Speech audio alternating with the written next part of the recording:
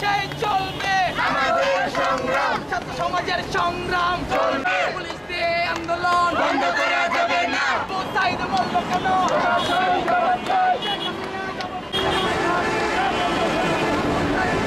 বাংলাদেশ বাংলাদেশ বাংলাদেশ বাংলাদেশ তুমি কে আমি কে। আর ছেলের কোঠায় নাতি, নাতির কোঠায় পুঁতি খাবে, উপোস থাকুক জাতি। জনাব শিক্ষামন্ত্রী, মাননীয় শিক্ষামন্ত্রী নওফেল, আপনার কাছে প্রশ্ন রাখতে চাই। আমাদের জানতে ইচ্ছা হয়, এইচএসসির রুটিন তো প্রকাশ হলো, কিন্তু পরীক্ষা এখন কোথায় হবে? হলে হবে না থানায় হবে? যদি হলে পরীক্ষা হয়, তাহলে যাদেরকে থানায় এবং কোর্টে এবং জেলে আটক করে রাখা হয়েছে, তারা পরীক্ষাটা কোথায় দিবে? আপনার কাছে প্রশ্ন।